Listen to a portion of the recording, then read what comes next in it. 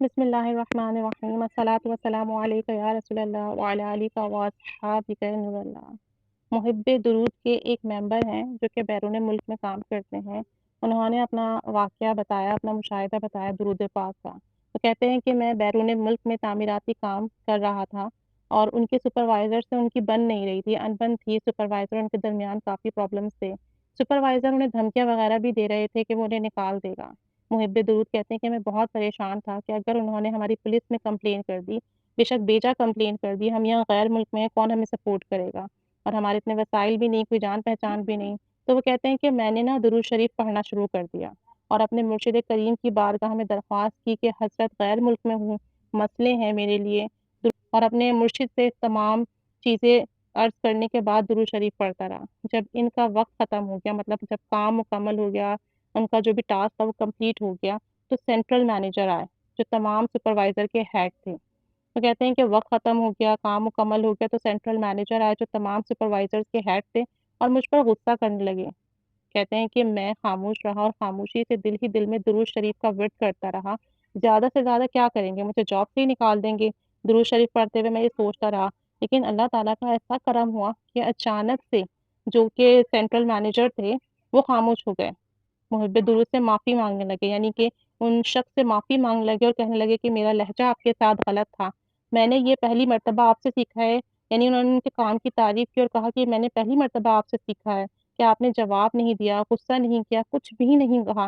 پھر انہوں نے تحمل سے میری بات سنی، تسلی سے میرے جواب سنے اور مجھ سے معافی مانگی اور کہا کہ میری غلطی ہے، مجھے غلط معلومات دی گئی تھی۔ اس کے بعد وہ 2 گھنٹے تک میرے ساتھ رہے، میرا شکریہ ادا کرتے رہے اور کہنے لگے کہ یہ میرا ای میل ایڈریس ہے اور اگر آپ اویلیبل ہیں تو میں آپ کو اس سے بہتر جاب دے سکتا ہوں، اگر آپ چاہیں تو۔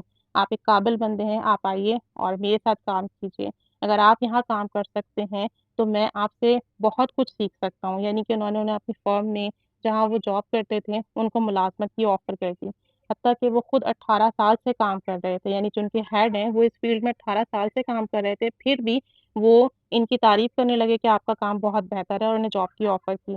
تو کہتے ہیں کہ سب درود پاک کی برکت سے میرے مرشد کی بارگاہ میں عرض کی تھی، یعنی کہ معلوم یہ ہوا کہ جو شخص مصیبت پریشانی میں نبی کریم صلی اللہ علیہ وسلم سے محبت کے ساتھ، توجہ کے ساتھ عرضی پیش کرتا ہے، درود پاک پڑھتا ہے، تو اس کی مدد ہوتی ہے۔ کہاں تو ان کو یہ پریشانی تھی کہ مجھے جاب سے نکال دیں گے یا میری کمپلین پولیس میں کر کر مجھے اریسٹ کروا دیں گے اور میں کیا کر سکوں گا یہاں پر دیش میں، اور کہاں دیکھیں ان کی حوصلہ افزائی کی گئی، ان سے معافی تک مانگی گئی اور انہیں جو ہے بہتر اپارچونیٹی کی آفر دی گئی۔